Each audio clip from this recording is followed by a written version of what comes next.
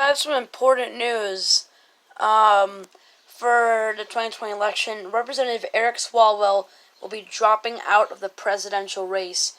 And yes, this is a pretty big deal actually because, well, I mean, he is one of those establishment candidates that really just do not really care about. Except for when they drop out, that I'm happy because with Eric Swalwell, um, he was just a typical establishment candidate, and I really dislike the establishment candidates that come in to the race with no chance of winning at all, but just run anyway.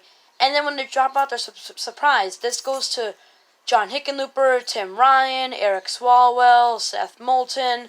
Like, if you are considering running, right, and you're not even an option in polling at all, and you're just doing horribly, you're getting no write-ins, why would you run in the first place when you don't have a really strong message? There's just no point at all. So, I mean, my goodness. People, right?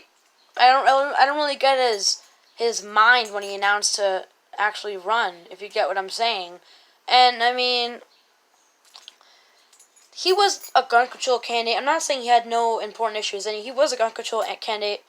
And, I mean, that is good. It's much better than, let's say, Hickenlooper, who just has nothing for his policy-wise for running. But with Swalwell, he's not boring like Hickenlooper or Michael Bennett or anybody else. You know what I mean? He's not boring. He's actually pretty young and energetic, but he uses it in a bad way. He pours all of that energy into this just boring way of speaking that just really is forgettable.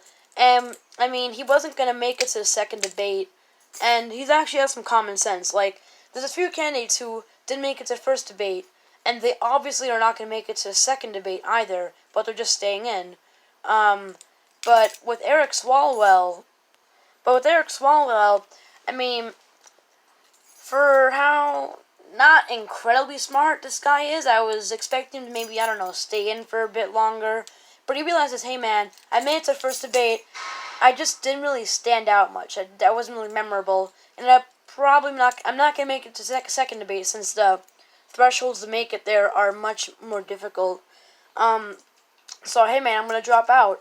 And I remember I was sitting in class when I read it. It was about, I was sitting in a summer camp, and we were watching a film, and we're allowed to go on our phone, so I was reading it, and I read it at about 2 p.m., I guess, and, but the article was actually made for Eric Swalwell coming out. It was made of him, Eric Swalwell dropping out. It was made at about 12 p.m., so, and California is 3 hours behind, so I would say that roughly he announced it about 9 a.m., and, he announced it in the morning, basically. People were waking up in California, going to their jobs, and they were sitting down there when they saw that he was quitting the race for president. He just didn't have much support, and he didn't really stand out, and I'm happy that he's dropping out, honestly, because he has some actual common sense, although he didn't do badly, he just didn't stand out, and I'm actually surprised that he dropped out earlier than I expected. People were speculating that John Hickenlooper would drop out, but he didn't since he wants to stay for the Iowa caucus. So, he's probably going to drop out immediately after the Iowa caucus because who really thinks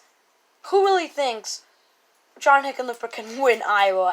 Come on, that's a joke. That's got to be a joke, right? So, you can see this is Swalwell right there, of course. This is some footage from the first debate. And I'm pretty happy he's dropping out, another boring establishment candidate.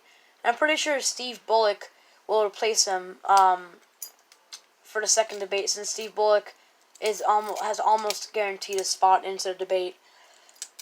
So I yelled. My reaction to reading the headline of the article was yes, and I raised my voice when I said that, and kids around me were like, "Are you okay? What are you saying yes to?" Because in the film we happened to be watching a sad scene. So I don't know, man. It was so.